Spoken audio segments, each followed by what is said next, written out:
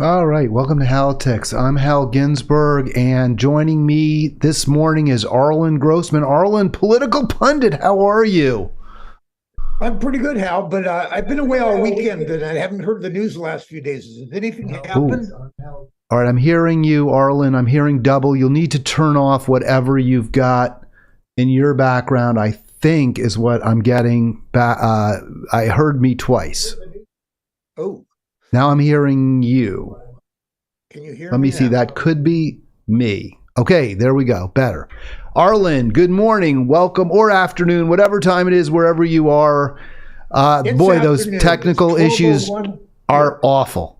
There we go. I don't know if you heard me before, Hal, but I've been gone all weekend and haven't looked at the news the last few days. Has anything happened? Well, I know you're being a little bit disingenuous because we have discussed it, and the situation with war continues, and now it's hit Israel. It's really tragic. We'll play the video. Here's from the Today program.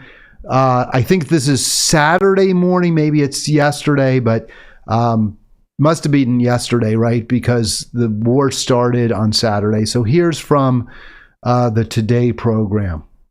Israelis woke up today to find their worst nightmares had come true in the form of a massive surprise attack by Palestinian militants in Gaza into the south of this country. As we speak, Palestinian gunmen are inside Israeli towns and cities, and they are fighting running gun battles against Israeli forces trying to regain control. Hamas, the powerful militant group which controls Gaza, says it has taken Israelis hostage and it has taken them back inside the Strip. Now, as you said, this assault began early this morning under a barrage of thousands of rockets, and these Palestinian gunmen coming by land, by sea, and by air in the form of paragliders, something we have never seen before. I want to just explain to you what's going on behind me. We are at a checkpoint on one of the busiest highways in southern Israel. Israeli forces here are checking to make sure that none of these Palestinian gunmen who are in control of some of these southern towns are trying to make their way north, back up towards Tel Aviv, towards Jerusalem. As you said, Prime Minister Benjamin Netanyahu addressing his people this morning, saying this is a nation at war. And he says this is on a magnitude far above and beyond the rounds of fighting that we have seen between Israel and Hamas over the last decade or so. This is on a scale we have not seen before.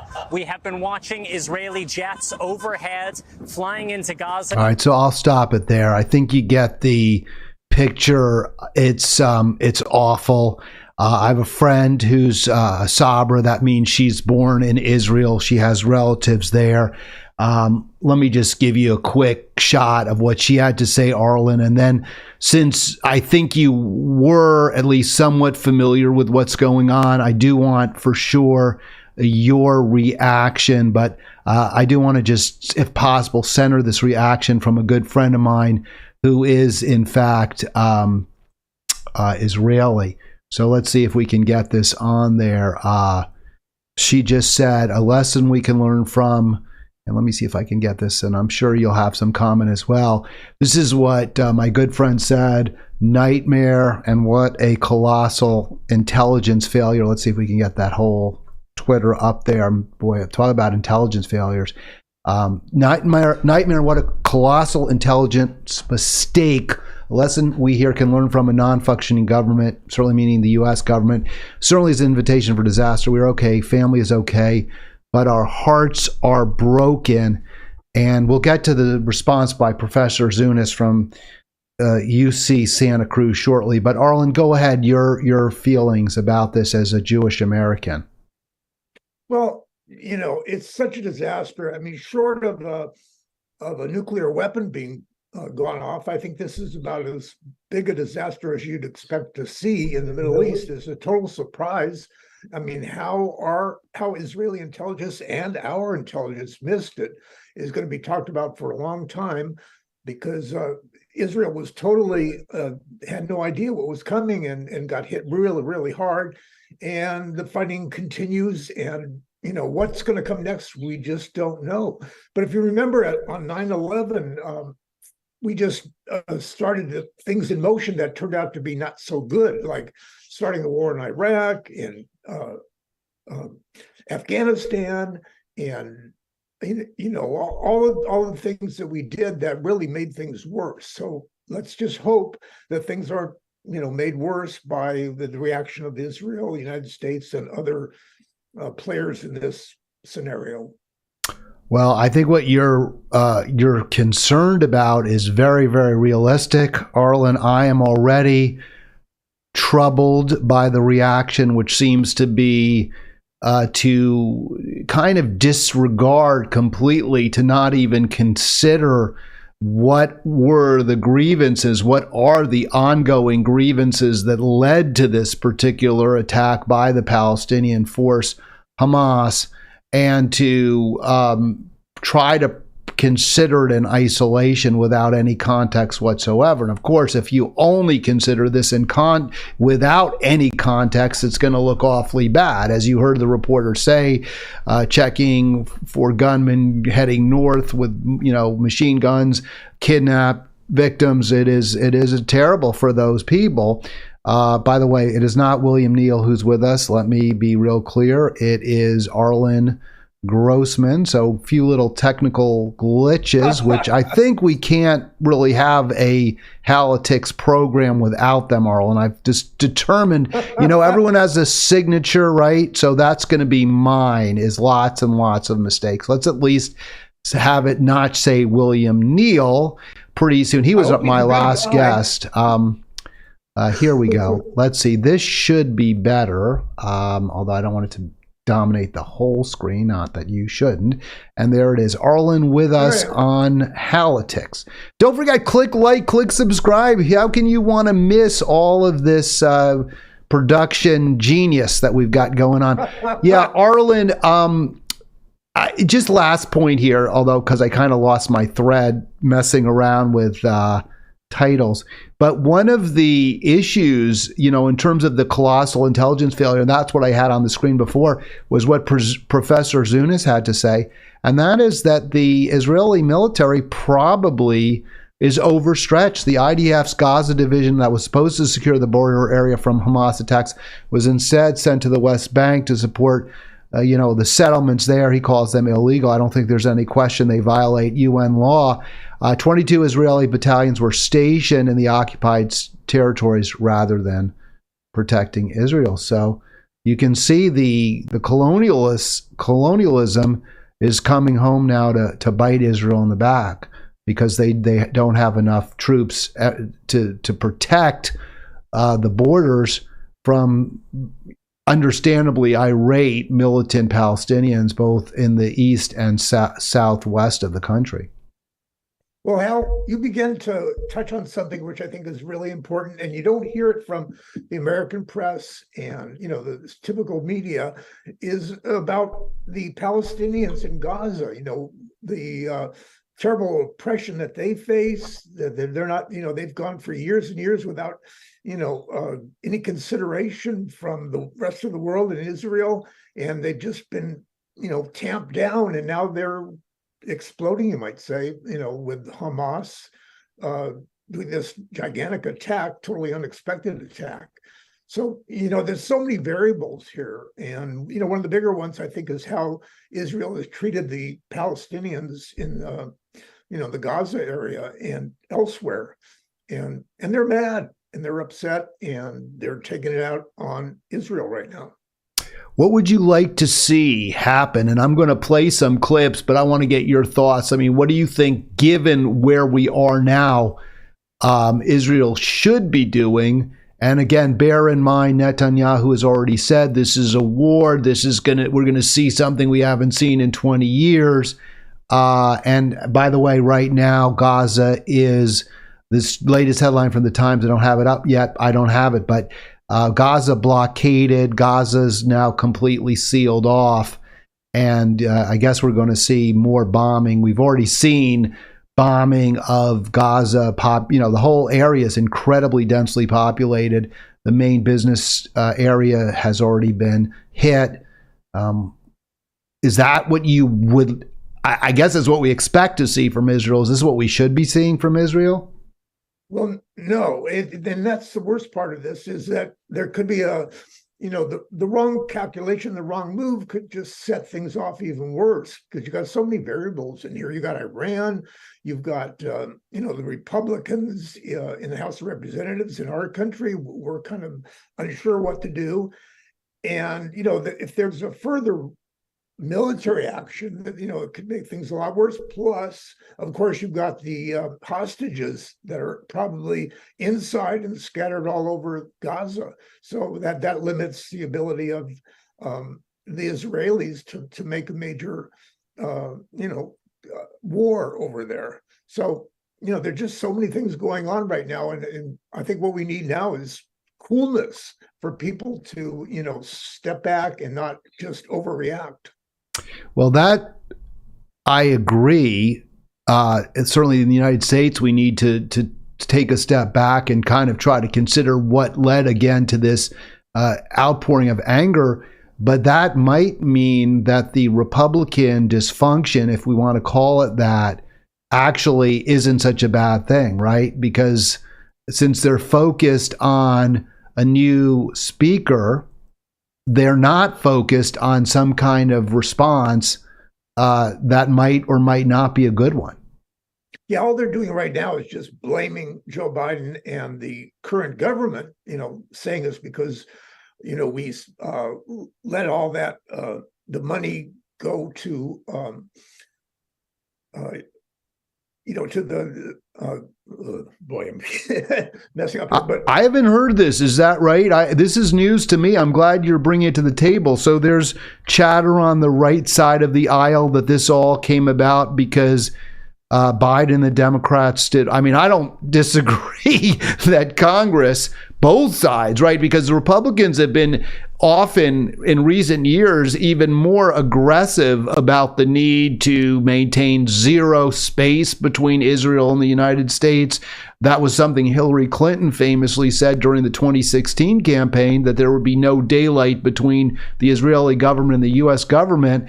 But she said that in response to Trump making the exact same promise. So we've seen both parties completely unwilling to buck AIPAC, to buck the Israeli lobby. So I'm curious that the Republicans are now somehow not surprised, of course, but I am curious as to how they are trying to frame this as Joe Biden's fault. Well, what I was trying to say was that there's a certain amount of money, like about $5 billion, that the U.S. has been holding, and now it's supposedly giving back to Iran, but not really, because it's held in a bank and under very strict conditions. But the Republicans are saying, oh, that's responsible for giving giving the Palestinians a chance to in Iran. It's the money was supposed to go to Iran. I'm sorry if I didn't make that clear. And so they're saying that allowed extra money to be able to plan this war and carry it out. And the U.S. is saying, no, they don't have possession of that money yet. It's being held and it's under strict conditions. So, whatever it is, the Republicans are going to blame the Democrats. They're going to blame Joe Biden. And it's just, that's just the way. Well, we're going to show a clip. We'll show a clip from Biden in a moment, which, I'll get your reaction to and obviously present mine as well. Again, I think both parties bear a lot of responsibility for this. The problem has been, in my view, giving the extremists in Israel license to take whatever steps they would like to seize land on the West Bank, to continuously concentrate, and I do use the term concentration camp, a giant open air concentration camp in Gaza City. And when you oppress and persecute people, you have to expect that they're going to retaliate in whatever way they can. And so they embrace a terrorist group, Hamas, and I call them terrorists because they use terror, right? I mean, that's exactly what this is. They're using terror. They're terrorizing Israel. But it's what they say the chicken's coming home to roost. Israel brought this on herself, and the tragedy is that a lot of innocent people are suffering terribly. And one of the worst things that's happening too is Netanyahu has been listening to most of his government is very right wing, and they're going to be expecting him to go in there and just totally destroy, Gaza and any Palestinians anywhere they can find. And of course, that would only make things worse and endanger any hostages.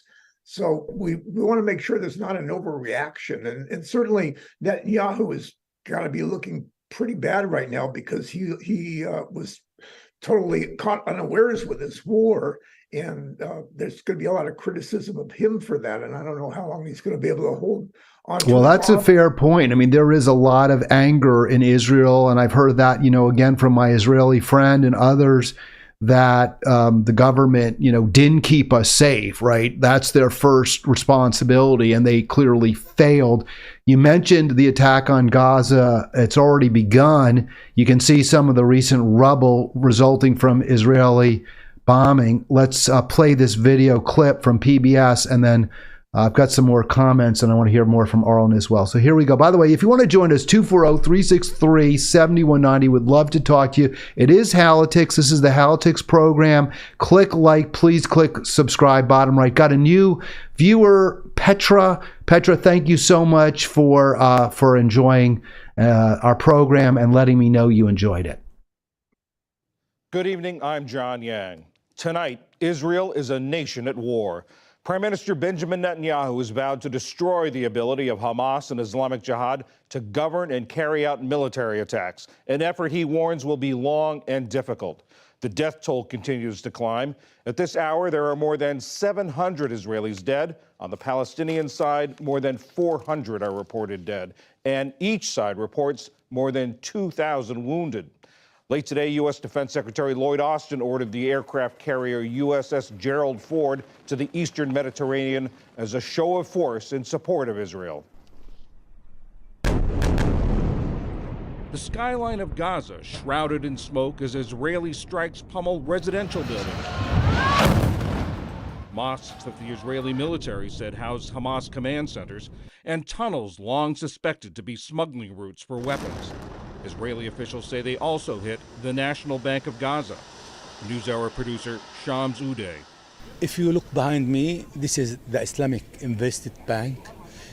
As the Israeli claim that this bank belonged to Hamas, the Israeli Air Force attacked this bank just 10 minutes ago. We are in the main street of Gaza, Omar al-Mukhtar Street. Omar al-Mukhtar Street is the famous street in Gaza. It's full of shops, full of banks, a lot of offices belong to journalists, banks. And this, if you see, it's empty, no people in the street, everything is closed. All right, so there you see some of the recent damage, the area that, the business district, and again, Gaza's in a lot of poverty, tremendously high levels of poverty. So one area where there might be some vibrant business activity shut down. Also, Arlen, they're closing off those tunnels into Egypt, which you'd say, well, of course, they're using them to smuggle weapons, but they also smuggle food and medical supplies as well. So this is going to just, again, harm so many innocents. And I can't help but believe will also swell the ranks of young men who will join Hamas as a result. Yeah, and as you mentioned before, Hal, there's a blockade going on now by Israel where they're not allowing any food, any water, anything to go into Gaza that would help them, survive all the bombing that's going on. So, it's going to be really bad in Gaza. There's going to be eventually thousands of people being killed and injured, and perhaps the same on the Israeli side. It's going to be a brutal war. And, the international community has to come together and figure out something that would keep things calm. All right. You mentioned thousands of deaths. I understand the death toll of Israelis. I think it's deaths. I don't think it's casualties. Is now well over 700. And you mentioned hundreds, I believe, of kidnapped victims. So we're obviously waiting to see what will happen to them. About 400 confirmed, maybe a few more confirmed Palestinian dead, and then their casualties as well. So, you know, what we do, it seems to me, again, we're making the wrong, and so sadly, we're making the wrong decisions, unfortunately, yet again. Let me play our leader, our president, Joe Biden here, and he is going to make an announcement, and I get your response to this as well, Arlen. Again, this is going to be an all Israel-Palestine program. We just don't have time to get into other topics. This deserves all of our attention, I believe. So we're going to continue today with Arlen to stick on Israel-Palestine. Please join us if you like on Halitics, 240-363-7190. Good afternoon. Today, the people of Israel are under attack, orchestrated by a terrorist organization, Hamas. In this moment of tragedy, I want to say to them and to the world and to terrorists everywhere that the United States stands with Israel. We will not ever fail to have their back. We'll make sure that they have the help their citizens need and they can continue to defend themselves. You know, the world's seen appalling images. Thousands of rockets in the space of hours raining down on Israeli cities. When I got up this morning, started this at 7:30, 8 o'clock, my calls. Hamas terrorists crossing in Israel, killing not only Israeli soldiers, but Israeli civilians. In the street, in their homes, innocent people murdered, wounded, entire families taken hostage by Hamas. Just days after Israel marked the holiest of days in the Jewish calendar. It's unconscionable. You know, when I spoke with Prime Minister Netanyahu this morning, I told him the United States stands with the people of Israel in the face of these terrorist assaults. Israel has the right to defend itself and its people. Full stop. All right, let me go to you, Arlen, your response to that, and especially even let's just go in with the very last thing Biden said, Israel has the right to defend itself, full stop. Yeah, this is what you'd expect to find, to hear from the United States, from President Joe Biden or any other president. They're going to stand behind Israel. That's always been the case. They've got our back. But unfortunately, Israel is being headed by Netanyahu, who is, you know, very far right wing, and his government is even more far right wing than they've ever had before. And that's going to be a problem too, because he's going to be under a lot of pressure from them. And there's also, you know, the other side of the equation, which is a lot of Israelis that don't like Netanyahu and some of the, you know, judicial things he's trying to do to give himself more power in government. So there's so many complicating factors here. You know, but everybody has to be careful and not overreact. Yeah, I mean, I think what you hear there is exactly what I was concerned about earlier. I mentioned in the show where you focus only on Israel and this moment. You focus only on how Israel's been hit, and in this moment, and you don't look at the context. And if you do that, obviously, it's easy to say things like Israel has a right to defend itself, full stop.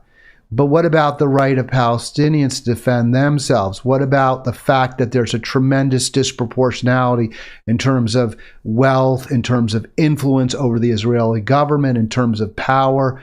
The Israelis really holding almost all the cards. You can see, I saw this chart on Facebook from one of my Facebook friends, and I wasn't totally, I always want people to provide their sources, right? Because I don't necessarily, you can see, just because it's on social media, I know this is hard to believe, Arlen, but just because it's on social media doesn't mean it's true. So I did do some investigations, and I found that there's an Israeli group, I forget the exact name, and I don't have the source here, but they did tally up the number of children actually killed since 2000 between Palestine and Israel, and this number does jibe with that. The numbers from the Israeli group were a little lower, both for Israel was like 139 Israeli and 21 or 2,200 Palestinian children, but the proportion was roughly the same. In other words, 20, almost 20 times. If you do the math, I can't do it. Maybe 17 or 18 times more Palestinian kids killed than Israeli children.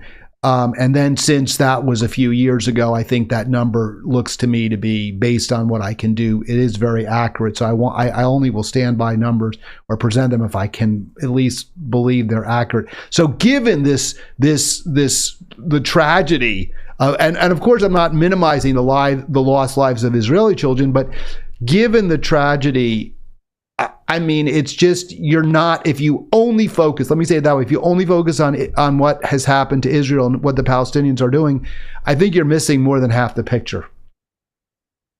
Yeah, there's, war is hell, Hal, and certainly there's going to be a lot of people suffering, a lot of people being killed, a lot of people being injured, a lot of people being taken hostage, and it's not going to be, there's no good answers. There's no good outcome at this point, unless they somehow everybody comes together and decides on some kind of a peaceful solution. And then you got the complicating factor of how much did Iran help the Palestinians plan this invasion, and how much are they involved with? And if we get Iran involved in this, then there's going to be a lot more killing, a lot more destruction, a lot more dangerous situations going on. So, well, you're absolutely right. Hezbollah is Iran backed. They're in the north Lebanon. The piece from that we showed earlier from Zunis, where he mentions the IDF being bogged down on the West Bank, protecting those settlements, and that's another factor. These settlements that obviously are incredibly problematic for the Palestinians. They're already poor. They have less opportunities to make a living for themselves. Palestinian farmers seeing their land taken from them on the West Bank. And obviously there's a lot of unrest as a result. A lot of Israeli settlers there getting the protection of the army, and now in the north as well from Hezbollah, from Lebanon-based forces there. So the IDF stretched thin, so that's going to lead to these attacks. I just throw something else out at you, Arlen. Those settlers, many of them are the Hasidic Jews, the ultra-Orthodox, who are extremely anti-Palestinian, and yet they don't even serve in the army. They're not even putting their lives on the line in uniform, which is mind-boggling to me.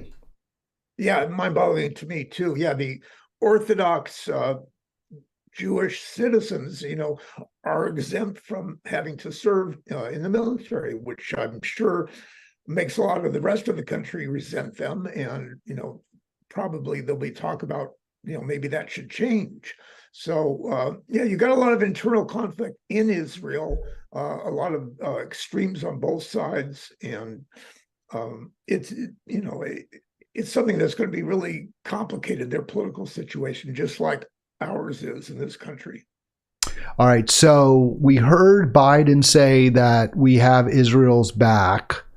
And just so if people want to know what that means, I think you can glean it from this interesting tweet on the website, Unusual Whales. Can you read that, Arlen? I see you sort of peering at your screen. You should be able to. Congress has been buying war stocks. That doesn't sound good.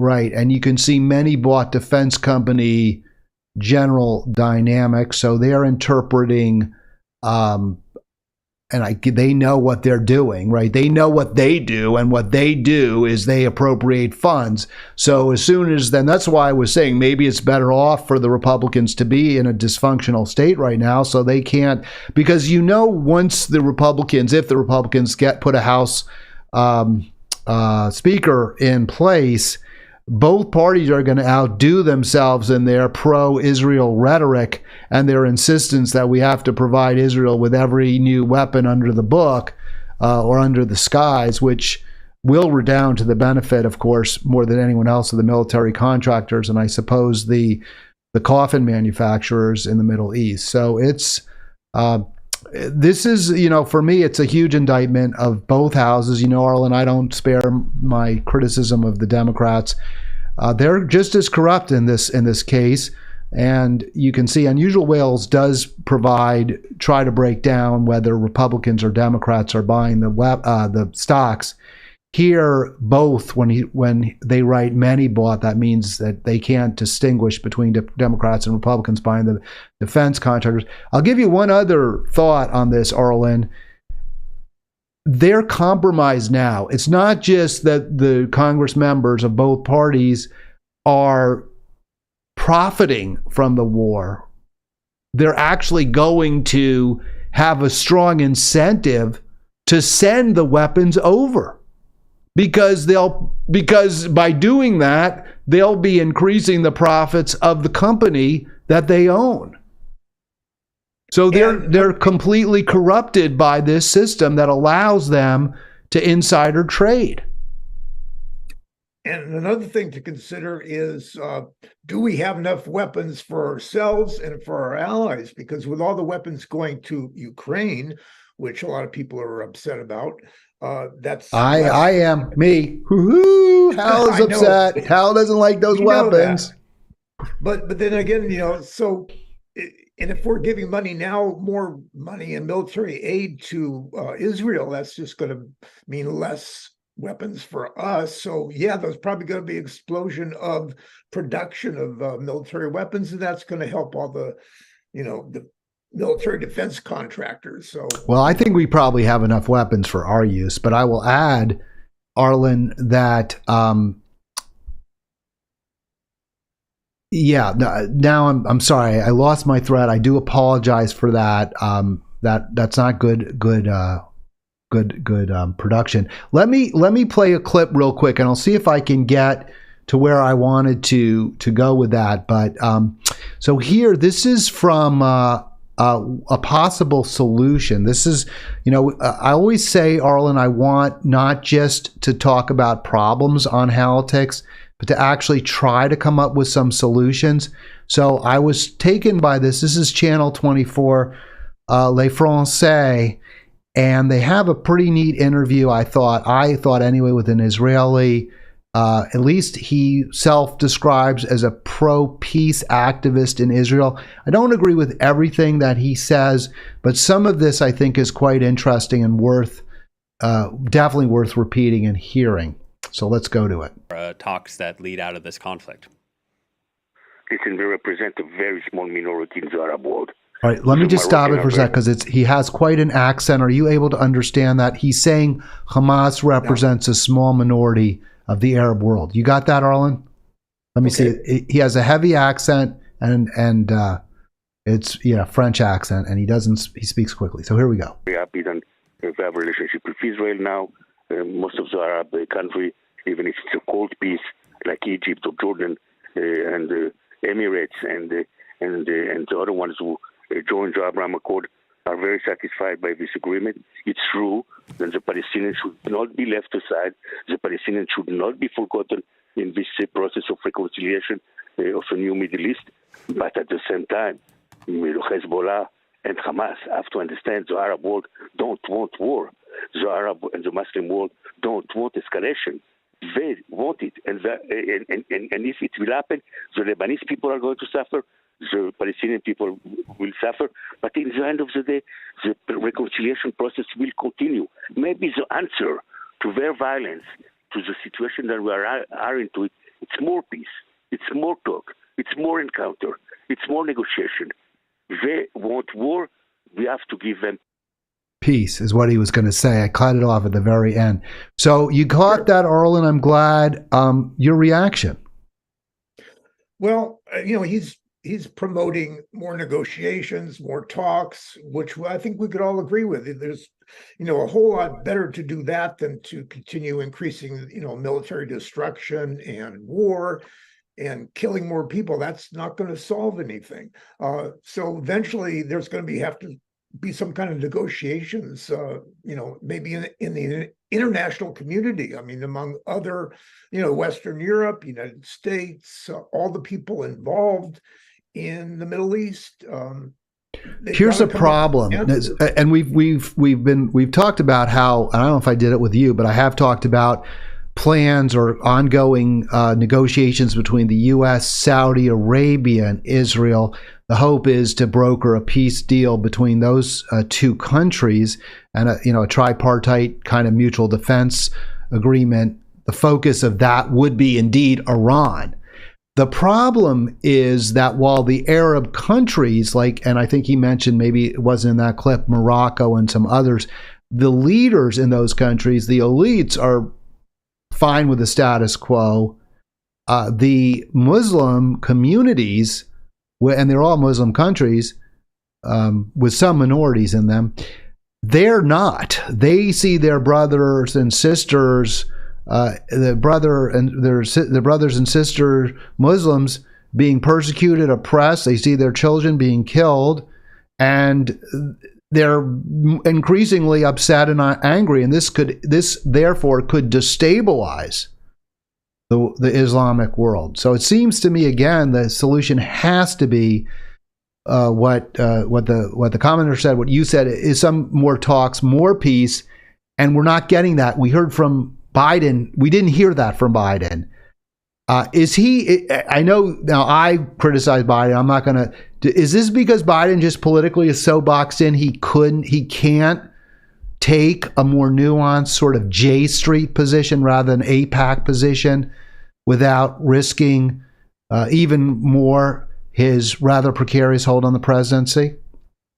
Yeah, absolutely. There's always going to be Republican pushback against anything he does. So he's in a difficult position. But another thing I think we should think about too, Hal, is you're talking about the negotiations between Saudi Arabia and Israel and the United States. And there seem to be several things going on that would make things better in the Middle East and have the Arab countries relating better to Israel. And there's been some talk that is why that's the reason for this attack, is because Iran is worried that they're going to get left out, and they're upset about all these peace negotiations. So they wanted to get in there and change things, and they probably have. Well, that may well be true, but then if that is the case, Israel totally fell into that trap, because yes, they could have responded in a more measured fashion, and also had the military done a better job fending it off, preparing for it. I would note, though, that the commentator made a very, I think, important salient point, which is that while you are seeing, and I alluded to this, but I want to make it even more clearly, the Palestinian people are not benefiting from any negotiations between Israel and Saudi Arabia. They're not benefiting from the normalized relationship with Egypt. Egypt supports the blockade. Egypt has expressly, although there are many who don't share that view in Egypt, but the government of Egypt is in support of the blockade. They don't like Hamas either. So the normalization relationship with other nations in the Middle East has actually isolated the Palestinians. It's made their position more precarious, and it's therefore empowered Hamas to an even greater degree. Yet, you've got a lot of Arab countries that are trying to, tamp things down with the hatred of Israel, and there's, a lot of them are trying to figure out some kind of way to have a peaceful solution. And now, like I said, Iran doesn't want to see that. Several other countries don't want to see that. So it's very complicated. Well, do you agree that to have a peaceful solution with her neighbors, Israel needs to come up with a fair and equitable solution for the people who live within her borders, the Palestinians? Absolutely, because they've been suffering for decades now, and they're very frustrated, very angry, and the rest of the world can see that too. And Israel has made no decent attempt to help them out, to give them an opportunity. And also, Israel is pushing back against a two-state solution. And I think a two-state solution is absolutely critical if we're ever going to have peace in that area. Well, I'm glad you brought up the idea of a solution, Arlen, and I really appreciate our conversation today. I always like having Arlen on, very, as you can obviously tell, extremely well versed in contemporary events and speaking very well about them, very intelligently about them. They didn't mean we always agree. And here's another area where ultimately we do not share the same view. You mentioned the two-state solution. I believe, and I've said, and actually this is not new for me. I've said this for since I was on radio in Monterey. I believe in a one-state solution. I think that's the only fair and equitable way to get to peace. I do think a two-state just cannot work. So I think there has to be a recognition that this should be a secular state with one democratic country where all the people within its borders are equal citizens, have equal political power, and there is a commitment, a legal commitment, both to economic justice, and my usual mantra, everyone has enough, no one has too much. But at the same time, Arlen, there have to be obviously very, very strong protections for religious groups with some kind of independent arbiter or judge that, and I know I'm not saying this like it's easy because I know it isn't, but some type of independent arbiter that has the confidence of all sides that can address these challenges when they come up. Yeah, I like what you're saying, Hal, and I certainly would not object to it if it were possible, to have one state that would give protection to all sides and every religion and everything like that. But that's going to be very difficult to do because, we know how important Jewishness is to the government of Israel and its citizens. And of course, the Palestinians have their own views and their own religions. So, but if they can somehow come to an agreement and, make it neutral, I think certainly that would be a good solution. Well, let me ask you this, Arlen, rather than having an argument, but just a question. How do you envision a viable two-state solution? And obviously, that could take days to describe, but do you have like a kind of a vision for that? Well, I think the idea is to give the Palestinians their own government, their own ability to do what they want to do, and that they can't do that now because they are totally under the control of Israel. So they just want to have their own government, and I think that's certainly a good way to go. I think if it can be done, but like all these things, it's very difficult to envision. Right. I mean, there's no easy answer. Let me ask you, let me break it down a little more from what I understand the proponents of a two-state solution argue. So you might even have an independent country called Palestine with that's broken up, right? Like the way the way Pakistan was before Bangladesh broke off and became a separate nation, where you'd have Gaza and the West Bank that are Palestinian controlled, and maybe some type of freeway or something that connects the two. Seems to me a little bit, pie in the sky, but we have seen that before. I would argue, if you're going to do it, that I would think more likely success would be to have Gaza as an independent city state, and maybe the West Bank could even become part of Jordan. I don't know that Jordan wants any part of that. I would bet they don't. So you'd probably even possibly be looking at a three-state solution where the West Bank and Gaza are independent city-states or some type of federation like the United Arab Emirates. That, to me, is not the biggest objection. To me, the bigger problem with doing it the way you describe, Arlen, is there would be such a massive disparity in income, wealth, and power between the Palestinian state or states and Israel. That to me would make it a very, very challenging and potentially unstable, or very likely unstable, solution. Well, there's always going to be instability in that region, Hal, and nobody's going to, there's so many people that are just not going to be satisfied with almost anything. So, there's certainly, you've got to get, I think, the international community involved in this enough to keep a lid on all the, the anger and the despair that you've got, coming from the Palestinian side. And I think part of the problem of this war is that the Israeli government has not really come up with any ideas or solutions, like you're talking about. And, they just haven't been focusing on that. And that leads to so much frustration on the side of the Palestinians that we get a war like this.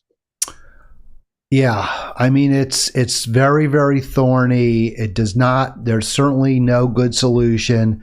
Let me see if I posted this on the flyer, the promotional, for the program today, which was a quote, your quotation quotient. Let's see if you get this, Mr. Quote Man, Quote Man. An eye for an eye leaves the world blind. Who said that? Oh, I don't know, Hal. Well, I am so disappointed. Oh my gosh, I thought you were going to school us, educate us. I was so hoping for that, Arlen. Is it Gandhi? It's a trick question. That saying is commonly attributed to Gandhi, but in fact, it does not appear that he ever said it. So you can often find memes with that statement, an eye for an eye makes the whole world blind, or leaves the world blind, or something to that effect. And then it says Gandhi underneath it. But scholars who have perused his writings closely have not found it anywhere, nor is there any documented record of him actually saying it in a speech or anything like that. So like many of your quotes, Arlen, it's apocryphal, right? Yeah, maybe we could get your name attached to it, Hal. Well, this is what I like. No, this is from the United Way of the capital area. It is when everyone has what they need to thrive, no matter where they live or how they identify. I don't know that the identify part I always thought was weird because they're talking about race relations. I don't know. Most people don't identify as you're just born into it, but okay. But mine is everyone has enough, no one has too much. So I like that to be my quote, right? In Bartlett's. Can you get me in do you have an in with Bartlett? I wish I did, but I'm afraid I don't. But if, I'll do what I can to help you get it in there, Hal. Bartlett's familiar quotations for those unfamiliar with it.